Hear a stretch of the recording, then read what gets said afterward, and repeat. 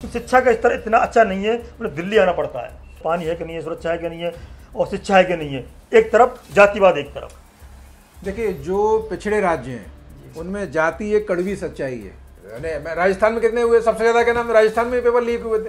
आपको मौका मिला था ना, राजस्थान और मध्य प्रदेश, छत्तीसगढ़, तीन राज्यों में मौका दिया।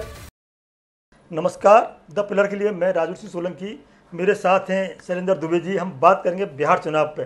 बिहार में आजकल रेवड़ियाँ बटना शुरू हो गई हैं, ऐसा कहना विपक्ष का कि 10,000 रुपये कुछ डालना शुरू किया सरकार ने। तो उसके ऊपर क्या आपको लगता है, मतलब बिहार में क्यों, बाकी प्रदेशों में क्यों नहीं? देखिए, अगर मैं राजनीति की बात करूं तो कोई भी राजनीतिक दल हो, वो यहाँ पे T20 खेलने तो आया नहीं।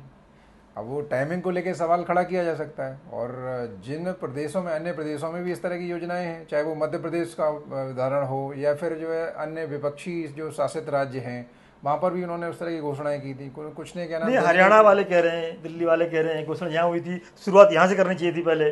देखिए, टाइमिंग को लेके विपक्ष हमेशा ये प्रश्न खड़ा करेगा ही कि आपने जो है टाइमिंग सही नहीं रखी। और सत्ता पक्ष, जाहिर सी बात है, चूँकि वो राजनीतिक दल है, चुनाव के लिए आया है, तो उसको हक है। तेजस्वी यादव कहना है कि ये हमारी स्कीम थी, चुरा ली है, किंतु हमारे पास इतनी और स्कीमें हैं, कितनी चुराएंगे, आप चुराते रहो, हम नई नई स्कीमें लॉन्च करते रहेंगे, हमारा बहुत बैकअप रखा हुआ है।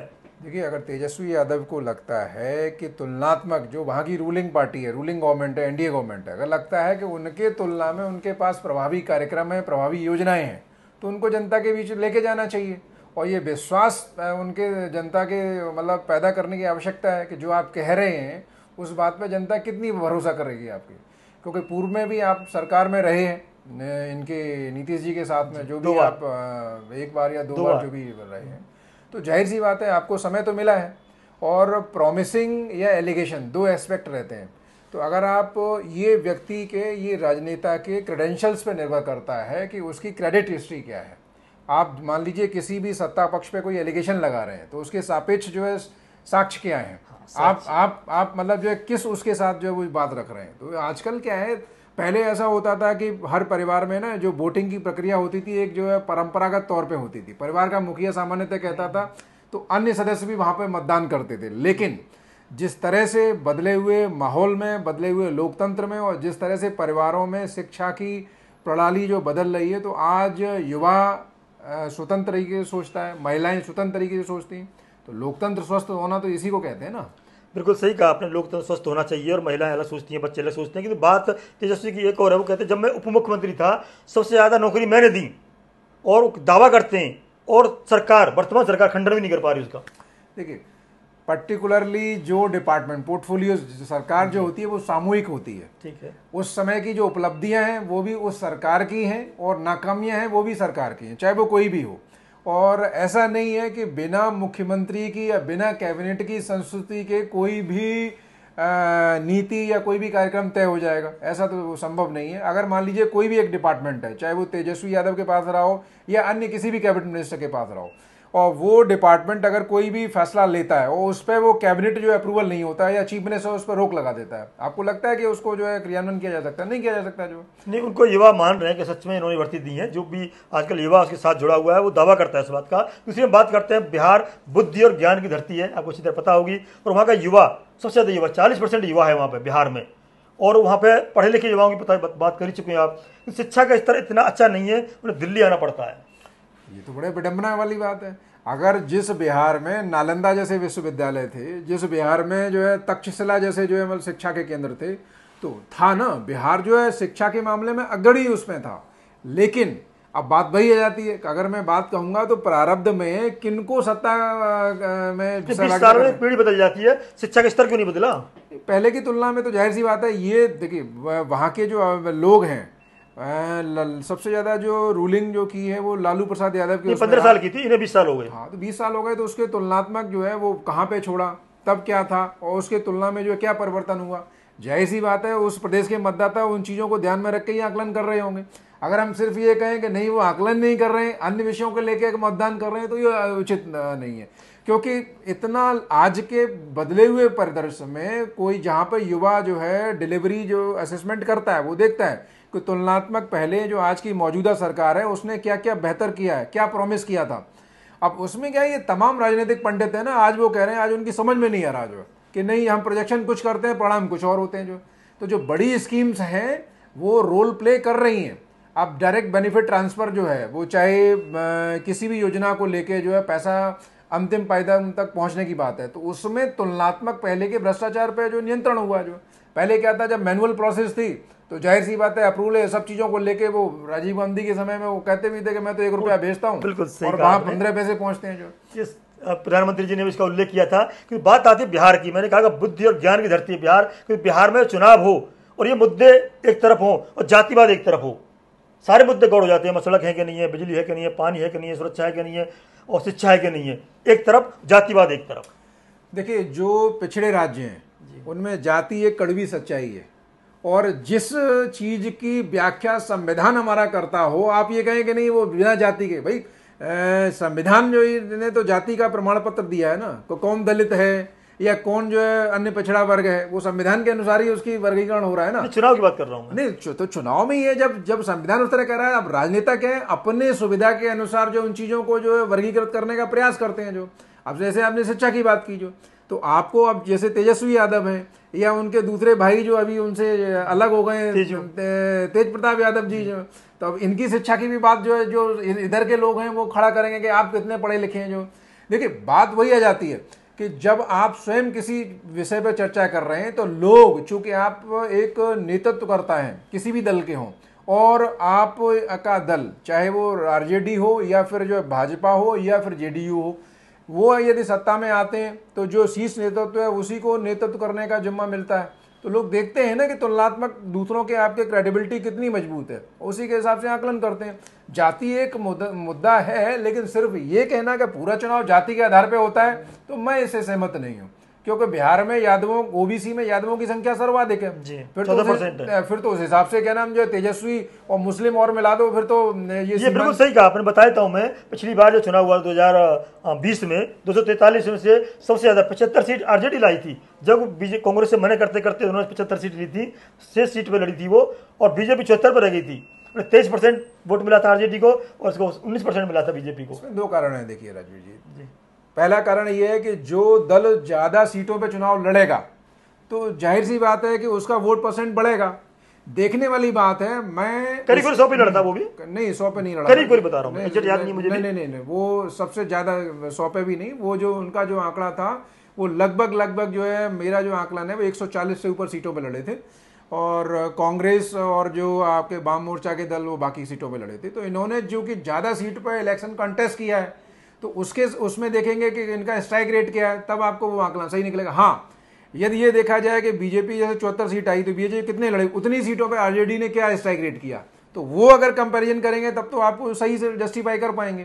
तो वो जो ज्यादा सीटों पे लड़ेगा तो उसका वोट परसेंट वो ज्यादा रहता ही है। आप मई जो समीकरण है बिहार में यादव और मुस्लिम का, उसका कुछ उल्लेख कर रहे थे अभी। मेरा कहना यह है कि सीमांचल एक क्षेत्र आता है जी, और जिस तरह से इनके स्वजाति वोटरों की संख्या ओबीसी में सर्वाधिक है, और जिस तरह से एक माहौल है और एक परसेप्शन बना हुआ है, मुस्लिम उसी को वोट करता है जो भाजपा को हराने में सक्षम हो।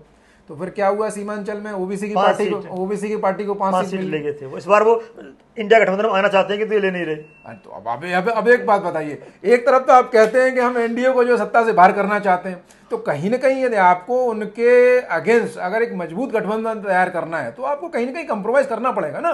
अब ऐसा तो नहीं होता, और उन्होंने सार्वजनिक तौर पे कहा ओबीसी ने कि हम जो है आपके साथ आना चाहते हैं, और दूसरी तरफ आप कहेंगे ये जो है बीजेपी की बी टीम है। अरे आना चाहते हैं तो भैया कंप्रोमाइज करके लीजिए ना। मैं तो, मेरा जो व्यक्तिगत मत है कि कांग्रेस को कम सीटें देके अगर ओबीसी को अगर आप जो मतलब सही संख्या दे देते हैं तो कम से कम उनका स्ट्राइक रेट ज्यादा हो जाएगा। भाई ओबीसी ने कितने सीट चुनाव लड़ा था, 5 ले गए, उसमें से कांग्रेस से बेहतर स्ट्राइक रेट रहा। कांग्रेस मेरे ख्याल से पिछले चुनाव में शायद 50 से ऊपर सीटों में 60 सीटों पे लड़ी थी, 70 के आसपास। 70 बताइए। अब 70 सीटों में कांग्रेस अगर 19 सीटें लेके जाती है और ओबीसी की पार्टी जो स्ट्राइक रेट, तो मेरे ख्याल से बुद्धिमत्ता और जो सही आकलन, सही रणनीति तो ये है ओबीसी को शामिल करें, और जो उसको वो नहीं चाहते ना, मतलब एक नया प्रतिद्वंदी खड़ा कर लूं मैं। अब ये तो कहीं ना कहीं व्यक्तिगत महत्वाकांक्षा वाली बात है, डर भी है और दूसरी तरफ ये भी क्लेम कर रहे हैं। तीसरी बिहार में मतलब बहुत एनडीए और इंडिया गठबंधन के बीच में जन स्वराज पार्टी, ओबीसी तो चलो छोटे क्षेत्र में, और कहें स्पष्ट रूप से तो वो सीमांचल की बात की आपने, वहीं की बात है, किंतु जन स्वराज पार्टी पूरे बिहार में उभरी है। और उनका ये कहना है, अभी पहले तो बात कर रहे थे 10-15% वोट, 10-15 सीट, अब कह रहे हैं कि अगर मेरी 122 में वो है पूर्ण बहुमत, वो कह रहे हैं 124 से 130 सीट आती है तब भी मानूंगा मेरी हार हो गई। सोचिए आप, इतनी बड़ी बात कह दी उन्होंने। 124 से 30 तक आती है मेरी हार, बिहार की हार, जन स्वराज पार्टी की हार है ये। नहीं देखिए, मुझे ज़्यादा आकलन कर रहे हैं। हाँ, उनकी अगर ये कहना कि मेरी हार है, चलिए उस पर जो है वो सहमति व्यक्त की जा सकती है, क्योंकि जाहिर सी बात है कार्यक्रम आपने तय किए हैं, पार्टी आपकी है, रणनीति आपकी है। जन स्वराज पार्टी की हार है, वो भी सही। बिहार की हार का क्या मतलब हुआ? आप क्या बिहार के कॉपीराइट है क्या आपके पास में? बिहार का माने है कि मतलब लगभग 13 करोड़ जनसंख्या, क्या आप उनका प्रतिनिधित्व करते हैं? तो ये किसी के द्वारा कहा गया जाना, चाहे वो एनडीए हो चाहे कोई भी हो, बिहार की हार नहीं हो सकती। कोई किसी न किसी की सरकार तो बनेगी ना। हाँ, प्रश्न ये आता है कि इनको कितना जन समर्थन मिलेगा। तो मैं आपका ध्यान आकर्षित कर दूं कि आम आदमी पार्टी का जो जिक्र आता है कि पहली बार आने के बाद उन्होंने बड़ा अच्छा स्ट्राइक रेट किया और 70 में से 28 सीटें दिल्ली में जीत के आ गए, लेकिन उनके पीछे एक आईएससी मूवमेंट था पूरा जो, और लंबा चला था। 70 नहीं, 70 में से पहली बार जो चुनाव हुआ था, पहली 28 सीटें वही, तो मैं उसी की बात कर रहा हूँ, जो 49 दिन की जो सरकार, जी, जो 49 दिन सरकार थी। तो मेरा कहना यह है कि उनके पीछे एक आंदोलन था, पृष्ठभूमि वो थी, और जो मौजूदा जो सत्ता थी लंबे वर्ष तक, उसके खिलाफ एक जो है एंटी इनकम्बेंसी भी थी जो, तो उस दोनों चीजों का सम्मिश्रण हुआ, तब जाके वो एक लोग जो है एक विकल्प के तौर पर तलाश भी थी, तो वो एक क्वेश्चन बन गई। अब बिहार तुलनात्मक दिल्ली के, बिहार में शिक्षा का स्तर भी वो नहीं है, तो मुझे नहीं लगता कि उस स्तर का इनको समर्थन मिलने जा रहा है। हाँ, होता क्या है कि कोई भी नया मूवमेंट है या नई पार्टी है तो रैलियों में भीड़ तो जुटाई जा सकती है और दिखेगी भी। लोग क्या है कि देखने भी जाते हैं, भाई क्या बोल रहे हैं, ये क्या कर रहे हैं। पूर्व में आपने देखा कि अन्य उत्तर प्रदेश में अखिलेश यादव की रैलियों में बहुत भीड़ जाती थी जो, और ये तो तेजस्वी के बड़े भाई तेज प्रताप भी कहते हैं कि रैलियों में अगर भीड़ पैमाना हो वोट का तो मतलब जो मेरे को भी जो या अन्य को जो तेजस्वी की रैलियों में भीड़ जा रही है। राहुल गांधी की अच्छी भीड़ थी। अभी जो वोट चोरी यात्रा, वोट अधिकार यात्रा निकाली राहुल गांधी ने, अच्छी खासी भीड़ थी। तो भीड़ जो है वोट परिवर्तन का पैमाना नहीं है, क्योंकि लोग देखने जाते हैं, ये आकलन करने जाते हैं एग्जैक्टली क्या क्या रहे हैं। जी बिल्कुल, वो कहते हैं, प्रशांत किशोर कहते हैं कि मैंने 3 साल लगाए यहाँ पे, जो मेरे ज्ञान था, बुद्धि थी, विवेक था, और मेरे जो प्रीवियस टाइम में काम कर चुका हूँ उस सबको लगा के युवाओं को जगाया है, बिहार को मैंने निखारा है, बिहार को बताया है कि 10 से 15 हज़ार के लिए आप बाहर जो नौकरी करने जाते हो, पलायन करते हो, उसको यही हमें ठीक करना है। तो युवा मेरे साथ आया है। नहीं, ये जनरल चीज कहना, ऐसा कौन सा नेता है जो ये बात नहीं कहता? जो वो सब कहते हैं कि हम ऐसा कर देंगे। आप कहना मैनिफेस्टो में आपकी वो प्लानिंग क्या है? कोई भी काम करने के लिए आपको एक रेवेन्यू चाहिए। आप क्या नाम, क्या वो सोर्स हैं जिनसे आप रेवेन्यू जनरेट करेंगे? जो वो अगर बताएं तो हम उस बात को यही आरोप लगाया है कि आपका रोड मैप क्या है, स्कीम क्या है, हमें आप बताइए, हवा में क्यों खेल रहे हैं आप? वो कोई भी राजनेता हुआ, अब ये जनरल सेंटेंस तो वो तेजस्वी भी बोलेंगे, वो तो क्या नाम चाहे बीजेपी वाले भी बोलेंगे, वो जेडीयू वाले बोलेंगे, क्या नाम जो है उससे और स्वर्ग बना देंगे जो है। अभी प्रशांत किशोर ने जेडीयू और बीजेपी के नेता पर गंभीर आरोप लगाए भ्रष्टाचार के। देखिए, 200 करोड़, 400 करोड़, 500 करोड़ आरोप लगाना एक उसका हिस्सा है, वो होता है, लेकिन मेरा ये मानना है कि गैर जिम्मेदारी के साथ अगर जो है कोई भी आरोप लगाता है तो कहीं ना कहीं उसके आज के समय में उल्टा पड़ने की भी संभावना होती है।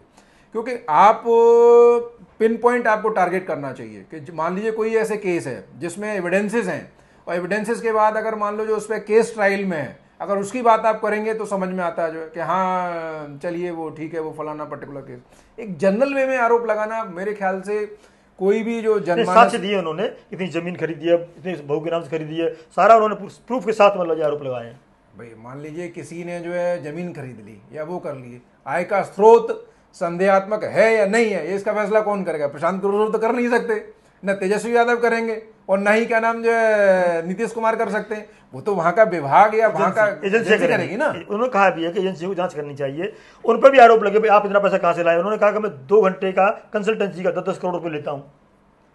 अब एक बात बताइए, जो ये तो व्यापार करने की स्वतंत्रता सबको है, चाहे वो प्रोफेशनल हो या व्यापारी हो, वो उसको तो है ना। हाँ, नौकरी पेशा को ये है कि उसकी तनख्वाह तय होती है कि भाई आपको ये पद है तो इस पर इतनी तनख्वाह मिलने वाली है। प्रोफेशनल को, जैसे वकील है, चार्टर्ड अकाउंटेंट है, उसको कोई ऐसा तो कैपिंग तो है नहीं कि भैया आपको इतनी, डॉक्टर को कोई कैपिंग है क्या? वो तो कहेगा मैं इतनी मेरी फीस है। वही तो वो कह रहे हैं कि जब मैं कमा सकता हूँ तो बिहार का युवा क्यों नहीं कमा सकता? नहीं, वो ये बताना है, बिहार के युवाओं को जगाना है, जब मैं कमा सकता हूँ तो इतनी इसी ज्ञान बुद्धि की धरती से पैदा मैं हुआ हूँ, आप भी यहीं से हो, आप वैसे ही कमाऊंगा, सरकार बनाओ मेरी। नहीं, जनरल वे में क्या नाम बात बिल्कुल ठीक है, ऐसा हो सकता है, लेकिन रोड मैप क्या, आप करोगे क्या ऐसे करके? जो इस तरह के पूर्व में वादे तो अन्य राजनेताओं ने भी बहुत किए हैं, जो है दिल्ली को भी जो है पेरिस बदलने की बात थी, जो है लेकिन लोगों ने एक सीमा तक भरोसा किया ना, उसके बाद उनको ही बदल दिया जो। तो ऐसा नहीं है कि मतलब देखिए आप, मैंने वही कहा कि साक्ष्यों के साथ कोई भी आप प्रॉमिसिंग करते हैं तो आपको एक कुछ रोड मैप तो देना पड़ेगा। कम से कम 2 बात तो ये बताइए कि ये स्कीम है, इनसे अगर मैं इंप्लीमेंट करूंगा तो इससे होगा। अब ये कहे नहीं जी मुझे मौका दो हम कर देंगे, तो इस तरह की बात जो है स्कीम को कह रहे हैं कि मैं दारू शुरू कर दूंगा बिहार में, बहुत रेवेन्यू आ जाएगा उससे। वाह वाह, वह क्या बात है, मतलब एक बात रेवेन्यू चाहिए, रेवेन्यू की बात कर रहे हैं, आइडिया दिया उन्होंने कि दारू शुरू कर देंगे और ब्लैक चल रही है वो, सरकार को रेवेन्यू आएगा उससे, नहीं तो ब्लैक बंद हो जाएगा। अब मैं उनसे काउंटर सवाल करता हूँ कि जब दारू चल रही थी तब रेवेन्यू कितना सरप्लस था? जो भाई पॉपुलेशन ऐसा तो है नहीं कि 13 करोड़ से एकदम 23 करोड़ हो जाएगी, और ऐसा भी नहीं कि सीमावर्ती राज्यों में जो वहाँ दारू जो है नहीं प्रोडक्शन हो रहा, वो तो पूरे देश में हो रहा है ना, रेवेन्यू आ गया ना पूरे एक नंबर में। देखो वैसा है ना जी। आपको क्या लगता है जो डेड स्टेट हैं उनमें क्या जो पीने वाले लोग सीमावर्ती राज्यों से नहीं ले रहे हैं? जो ये विडम्बना ले रहे हैं, जो पीने वाले को कहीं ना कहीं इंतजाम कर रहा है। नहीं, मैंने किसी से बात की तो वो बता रहे थे पहले क्या था कि जो कमाता था ना, मजदूर हो या कोई सामान्य आदमी हो, तो कमाई का जैसे पैसा मिलता था ठेके पे जाता था वो। अब क्या है क्या है, ठेके पे जाना बंद हो गया है, घर आता है और कभी मिल गई तो ठीक है, नहीं मिल गई तो अपना दाल रोटी खाता है, और जो महिलाएं वो बड़ी खुश हैं। नहीं तो ये अगर आप स्वयं कह रहे हैं तो इसका मतलब ये अच्छा संकेत है। जो फिर वो कह रहे हैं कि नहीं मैं दारू खोल दूंगा, रेवेन्यू आएगा, उसे युवाओं को पढ़ाऊंगा और बिहार का विकास करूंगा। तो कहीं ऐसा नहीं जो हमारी माताएं बहनें वो सुन रही हूँ वो सब इनके उलट जो जाके मतदान करें? तो जो ये जो क्लेम कर रहे हैं कि युवा युवा करने की बात कर रहे हैं, और आज के समय में महिलाएं जो है आपके परिवारों में संतुलन का काम या अधिक जो है मतलब देख रेख का काम महिलाओं के हाथ में है। जो तो यदि महिलाएं अगर इनको समर्थन में नहीं उतरी, कहाँ से ये सरकार बन जाएगी? और आज जितनी भी ये सरकारें हैं जिन प्रदेशों में भी जो महिला, आप उनके ये रिकॉर्ड है, जिन प्रदेशों में महिलाओं का झुकाव जिस पार्टी की तरफ हो गया वो डिसाइसिव फैक्टर। मैं बता दूं यहाँ पे बिहार में जो महिलाओं का मतदान है 59 साढ़े मतलब 60% करीब रहा है, और पुरुषों का है 54 रहा है, मतलब 4% का अंतर है, पुरुषों से ज्यादा महिला मतदान करती है बिहार में। तो ये आंकड़ा है। तो उस दृष्टि से तो अगर प्रशांत किशोर को उल्टा पड़ने वाला है कि यदि महिलाएं ज्यादा मतदान करेंगी, इसका मतलब ये है कि महिलाएं उस पार्टी के साथ जाना चाहेंगी जो ये शराबबंदी के पक्ष में, जो ना कि उस पार्टी को समर्थन करेंगी नहीं आप जो, क्योंकि महिलाएं तो सेवन ज्यादा करती नहीं जो। तो ये तो उल्टा इनको उलट पड़ने वाला है ना। तो स्वयं मतलब ये तो साफ हो रहा है। किंतु युवा और जो रिटायर्ड पर्सन है वो पूरी तरह कह रहे हैं मेरे साथ हैं, और मैंने पूरे प्रदेश में घूमा हूँ और लोगों को जगाया है। वो 1200 परिवार थे करीब, बताते हैं 1200 परिवार राजनीति में इधर से उधर से वही परिवार राज करते आए हैं। मैं नए लोगों को खड़ा किया है और बिहार की जनता नए लोगों के हाथ में सत्ता सौंपेगी। देखिए ये तो जिस दिन मतदान होगा परिणाम आएंगे उस दिन पता लगेगा। उन्होंने तो वेस्ट बंगाल चुनाव में भी भविष्यवाणी की थी। जो वेस्ट बंगाल, हाँ उन्होंने कहा वेस्ट बंगाल मैंने जिताया, पंजाब मैंने जिताया, एक बार दिल्ली भी मैंने जिताया, और गगन रेड्डी को मैंने जिताया। तो अनुभव है कैसे जिताया जाता है। नहीं देखिए ऐसा है ना, फिर तो अगर ये वो क्लेम करते हैं कि चौधरी की बात करते हैं, नहीं वो ये कहते हैं अगर रणनीतिकार है ना वो, चुनाव रणनीतिकार। नहीं, रणनीतिकार होना एक अलग विषय है और क्रियान्वयन दोनों में जो फर्क है। मान लीजिए आपने कोई एक रोड मैप बना के दे दिया, ये स्कीम्स हैं, अब उस पर क्रियान्वयन कौन करने वाला है, तो वो दोनों में बड़ा फर्क है साहब। देखो ड्रेसिंग रूम में पीछे बैठ के जो आप ये कहें कि नहीं जो हमने दिया था वही पूरा इम्प्लीमेंट हुआ है, वो ठीक नहीं है। आपका एक मेजर उसमें सहभागिता हो सकती है, मेजर आपका इनटेक हो सकता है, लेकिन ऐसा नहीं है कि वो करने वाले तो जो फेस हैं वो अलग है ना। और जिन पार्टियों के जो बड़े फेस हैं, मास लीडर हैं, तो वो जाहिर सी बात है उनकी छवि जो है जनता चुनते वक्त देखती है कि कौन आदमी ऐसा है जो अधिक प्रभावशाली है, जो अधिक जिस पे हम भरोसा कर सकते हैं। तो आपने कहा कि बिहार में करीब 13 करोड़ जनता है, 7.25 करोड़ वोटर हैं, उनमें से बता दूं मैं करीब 40% करीब 2 करोड़ युवा हैं और 3.25 करोड़ करीब महिलाएं हैं। तो युवा पूरा कह रहा है मेरे साथ है। अब प्रशांत किशोर कह रहे हैं कि युवा मेरे साथ है, तेजस्वी कह रहे हैं कि मैं युवा हूं तो मेरे साथ है, तो युवा किस किस के साथ है भाई?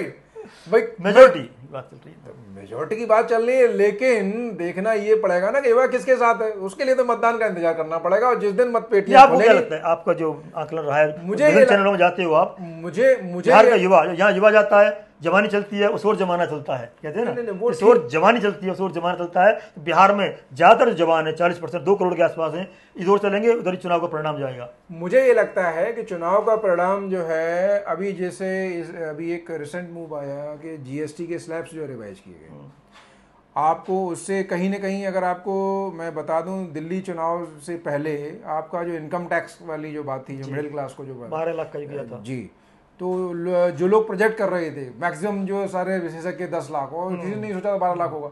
तो ये जीएसटी की स्लैब में परिवर्तन करने से इसका एक बड़े पैमाने पर लोगों को जो बचत होगी, बचत होगी, है ना। और युवा होता क्या है, दो बिंदु हैं। एक तो जो विपक्ष में वो कह रहे हैं हम आएंगे तो ऐसा करेंगे, एक ये जो है और वो जो कर रहा है। तो अगर दोनों में तुलना की जाएगी तो लोग जो है, जो कर रहा है वो कह रहा है कि अभी ये कर रहा है तो हो सकता है ये और आगे बढ़ा दे, तो उस पर तुलनात्मक उस पर अधिक भरोसा करना चाहेंगे, बजाय वो कि नहीं जब हम आएंगे तब हम ऐसा कर देंगे। अंत में बीजेपी की हम बात करेंगे कि बीजेपी जदयू के साथ है और जदयू के लिए कहते हैं उबाऊ हो गई सरकार, बहुत ज़्यादा कुछ नया करने की शक्ति नहीं रही, जदयू में कुछ नयापन है ही नहीं। तो कहीं ऐसा ना हो जदयू के संग में बीजेपी का बंटाढार हो जाए और इंडिया गठबंधन या जन स्वराज पार्टी आगे निकल जाए। ऐसा इसलिए नहीं मुझे लगता क्योंकि उस तरह का जो नीतीश कुमार के लिए कहते हैं उबाऊ हो गए हैं। नहीं, नीतीश कुमार के लिए व्यक्तिगत जो है वो चीज़ वो हो जाए। पिछले चुनाव का आप आंकड़ा ले लीजिए, पिछले चुनाव में बीजेपी की संख्या जो है बहुत बड़ी जी, 75 सीट आई थी, 74 और 75 आरजेडी, एक ही सीट का अंतर था जो।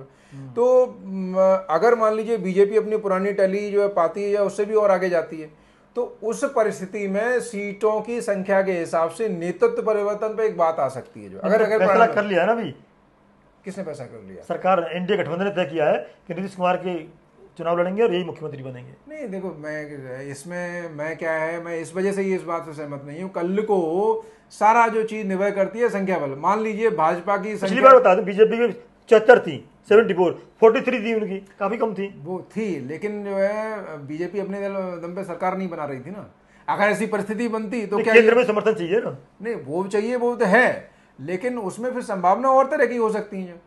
फिर क्या है कि मान लिए अगर इनके जो है और सीटें बढ़ती हैं बीजेपी की, तो उस परिस्थिति में जो मेरा आकलन ये कहता है कि भाजपा अपने मुख्यमंत्री के लिए बात करेगी। और वैसी परिस्थिति में देखिए राजनीति क्या है, अल्टीमेटली परिणाम के बाद संख्या बल किसके पास, उस हिसाब से जो है राजनेता सब जो संख्या बल इसलिए नहीं आ रहा, युवा उन दोनों से बट गया, महिलाएं बचती है तो कितना वोट पाती है इसके ऊपर डिपेंड करेगा। बट गया ऐसा मैं नहीं मानता हूँ, वो तो परिणाम आने के बाद ही पता लगेगा। क्योंकि युवा अगर 2 करोड़ जो है तेजस्वी के साथ अगर चला जाए तो उनकी सरकार बनी रखी है जो, लेकिन ऐसा है नहीं ना।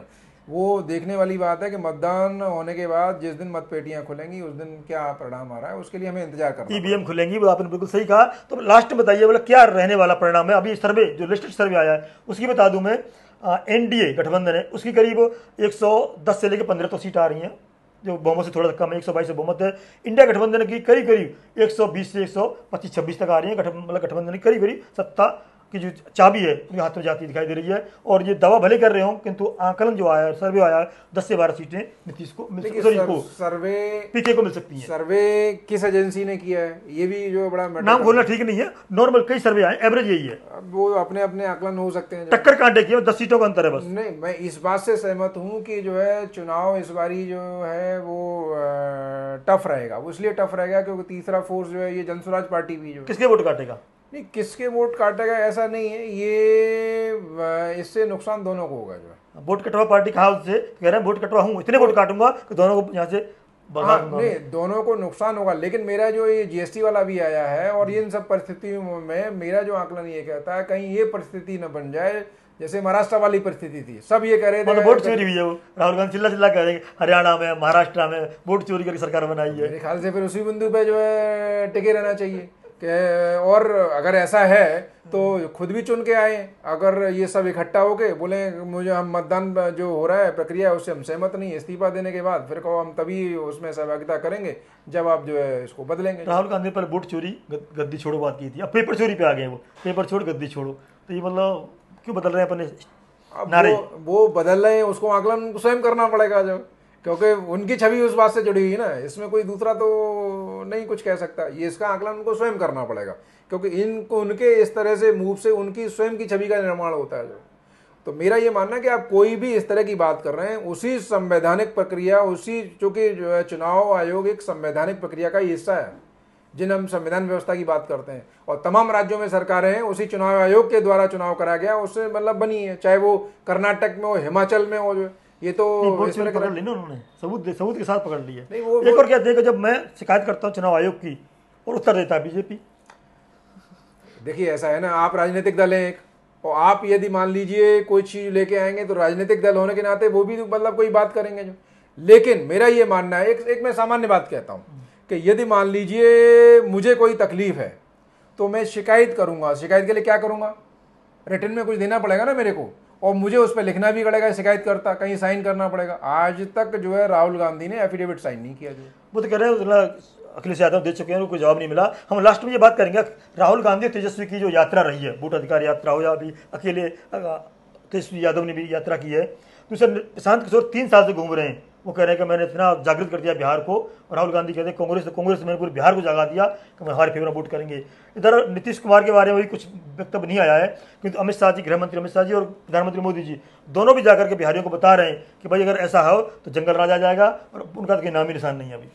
देखिए इस बारी का चुनाव तो इंटरेस्टिंग होने वाला है, इसमें कोई किंतु परंतु नहीं है। और मेरा आकलन जो ये कहता है कि ऐसी परिस्थिति में कहीं ऐसा ना हो कि सबसे ज्यादा लाभ जो बीजेपी ले जाके जाए, क्योंकि वो महाराष्ट्र वाली परिस्थिति जो है मेरे को कहीं ना कहीं बनती हुई दिखाई वोट चोरी के बिना नहीं, वोट चोरी है या नहीं है उसके लिए तो भाई एजेंसियां हैं, उसके लिए ना हम जो कह सकते हैं ना आप कह सकते हो, ना राजनेता तय कर सकते हैं। राहुल गांधी तेजस्वी कह रहे हैं, मैं नहीं कह रहा भाई। अरे वो ठीक है, वो तो नेता है, वो कहेंगे जो 2020 का चुनाव भी शायद कहीं ऐसा ना हो वोट चोरी जीता हो। राजवीर जी कांग्रेस में इतनी लंबी फेस है, इतने बड़े बड़े काबिल वकील हैं, क्यों नहीं मतलब जो केस दायर करते हैं, आज तक एक केस दायर नहीं किया जो। और सुनिए, जो शिकायत करना ये होता है जो पार्टी है उनको अपने लेटर हेड पे और बाकायदा जो है पार्टी का राष्ट्रीय अध्यक्ष और जो उसका संगठन मंत्री साइन करके दे। वो अभी कह रहे हैं कि अभी हमने परमाणु बम फोड़ा है, हाइड्रोजन बम फूट जाएगा तब हम ये सब प्रक्रिया बनाएंगे। अब वो तो ठीक है, मतलब ना वो कहावत है ना, आपने सुनी है ना, ना नौमन तेल होगा ना राधा नाचेगी जो। अब इसका तो इसके लिए तो इंतजार करना युवा सबसे ज्यादा परेशान है, भर्ती नहीं हो पा रही है, युवा परेशान है, पेपर लीक हो जाता है, सबसे ज्यादा शिकायतें। युवा कहते हैं जब नौकरी मांगे जाते हैं लठ पड़ते हैं हम पे। तो युवाओं के लिए 2 करोड़ युवा मायने रखते हैं, पता है जहाँ जवानी चलती है वो शोर जमाना चलता है, वो लठ क्यों खाएंगे युवा, कैसे वोट करेंगे फिर? नहीं, ये जो विषय है मैं इस पर सहमत हूँ। वो सरकार किसी की भी हो, सरकार किसी की भी हो, किसी भी पार्टी की हो, आपको उन इश्यूज को एड्रेस करना ही चाहिए। पेपर कहीं पे भी लीक होता हो, अब ऐसा नहीं है कि इन्हीं राज्यों में, हर राज्य की ये समस्या है। क्यों लीक होता है भाई? जो पेरेंट्स जो है अपने जीवन की पूरी कमाई दांव पे लगाते हैं और लास्ट मोमेंट पे जाके वो बच्चा भी पूरे इतने लंबे समय के लिए तैयारी करता है, यदि अगर इस तरह की लीकिंग होती है, आप क्यों नहीं कड़ी सजा का प्रावधान करते हैं? जो इस तरह का आप जो है मतलब बिल लेके आइए जो, यदि कोई करता है जो, तो ये तो नॉन टॉलरेबल जो ऑफेंस है वो है, इस पर किसी तरह की कोई कोताही नहीं होनी चाहिए। जो भाई एक बात बताइए, इस तो वोट को प्रभावित करेगा मुद्दा? देखिए मुद्दा तो जो है ठीक है, लेकिन बात वही है ना, कोई अगर ऐसा आके किसी ने मतलब एक रोल मॉडल बना दिया होता, कोई ऐसा प्रदेश होता जो कहता नहीं जी हम जो है एकदम लीकेज प्रूफ हैं, फिर तो मैं मान लेता। जो वो कहते हैं हमारे हिमाचल में नहीं हुआ तक पेपर लीक। हिमाचल कितना बड़ा, कितने एग्जाम कराए क्या नाम? जो भी कराए उनका कहना है। नहीं मैं राजस्थान में कितने हुए? सबसे ज्यादा क्या नाम, राजस्थान में पेपर लीक हुए थे। आपको मौका मिला था ना, राजस्थान और मध्य प्रदेश, छत्तीसगढ़, 3 राज्यों में मौका दिया। तो ऐसा नहीं है, लोगों ने आपको मौका दिया, लेकिन आप जो है कितनी बेहतरी के साथ सरकार चला पाए। मैं आपको एक ध्यान आकर्षित कर दूं, 2014 के बाद जो है तमाम राज्यों में कांग्रेस को मौका मिला, और सबसे बड़ी बात जो सिर्फ एक जो जैसे शिबू सोरेन की पार्टी को मौका दोबारा में दिया ना झारखंड के लोगों ने दिया। और ममता बनर्जी की मतलब जो सरकारें रिपीट हो रही हैं, उधर उड़ीसा में रिपीट हो रही हैं, जगन मोहन रेड्डी की सरकार दोबारा रिपीट हुई थी, नहीं वहां दो टर्म उन्होंने किए थे जो। तो लोगों ने उधर स्टालिन की जो है वहां पे तमिलनाडु में जो उनको भी जो मौका दिया गया। तो ऐसा नहीं है कि कुछ क्षेत्रीय दलों की सरकारें रिपीट होती हैं, कांग्रेस की रिपीट नहीं हो रही है। तो कहीं ना कहीं आपको आत्ममंथन करना पड़ेगा ना। ममता बनर्जी एक्स कांग्रेसी लीडर है ना, आपके यहाँ से ही कही है ना, कैसे सरकार रिपीट करा रही है? जो आपके जो है सहयोगी शिबू सोरेन के बेटे कैसे करा रहे हैं? लंबी वीडियो जाएगी। अब लास्ट में बताइए, 3 फैक्टर है यहाँ पे, युवा नौकरी की चाहत है, पुरुष महंगाई से त्रस्त है, और महिलाएं परेशान हैं सुरक्षा के कारण। देखिए ये वोट में क्या इफेक्ट पड़ेगा इसका? मेरा ये मानना है कोई भी चुनाव जो है एक मुद्दे पे प्रभावित नहीं होता 3 है। मुद्दे हैं। अब ये जो 3 मुद्दे आपने कहे, तो महिलाएं जाहिर सी बात है तुलना ये करेंगी कि जिस समय जो है दूसरे दलों का राज्य था उस समय क्या स्थिति थी इसकी सुरक्षा व्यवस्था की, अब उससे बेहतर है या नहीं है। अगर उनको लगेगा बेहतर है तो जिसके समय बेहतर है उसको चुनना चाहेंगे। जो रहा सवाल रोजगार का, तो जाहिर सी बात है वो लोग भी जो है ये आंकलन रोजगार के लिए, हाँ, और पुरुष महंगाई के लिए। महंगाई की तो देखो ऐसा है जी, पूर्व के टर्म में जब महंगाई का जो फिगर्स हैं वो क्या थे, आज जो वो क्या है, अब जैसे जीएसटी की दरें जो कम हुई हैं, तो उस पर जाहिर सी बात है कि वो महंगाई पे नियंत्रण करने वाला कदम है। तो ये सारे चीज़ें रहेंगी, ये लोग सोचेंगे, इन सारे पैमानों पे सोचना भी चाहिए। और मैं तो कहता हूँ कि बिल्कुल जो मुद्दे वो होने चाहिए जो आपके दैनिक जीवन से और आपके भविष्य को निर्माण में सहायक हों, उन्हीं पे ध्यान रख के तब कोई भी सरकार आप चुने उसको खुद का अपने अपने दैनिक जीवन हो या भविष्य हो, राष्ट्र का प्रदेश का भी भविष्य उसमें छिपा हो, ऐसे मुद्दों को आगे लाना चाहिए, उन पर वोट करना चाहिए। तो आज मैंने बताया कि युवा कहाँ वोट कर सकता है और क्या परेशानी है उसके साथ में, पुरुष वर्ग और महिला वर्ग की क्या समस्या है और किस आधार पर वोट करेगा। तो बिहार का एक छोटा सा आंकलन था। आप हमें और कमेंट करके बताइए कि बिहार में किस किस मुद्दे पर वोट पड़ सकते हैं, क्या क्या मुद्दा वहाँ का और ज़्यादा प्रभावी रह सकता है। तो जातिवाद का मुद्दा भी उठाया हमने, शिक्षा का मुद्दा, सुरक्षा का मुद्दा, सारे मुद्दे कवर किए इसमें। फिर भी हमें कमेंट करके बताइए और क्या विशेष मुद्दा रह गया है। और बने रहिए द पिलर के साथ। नमस्कार।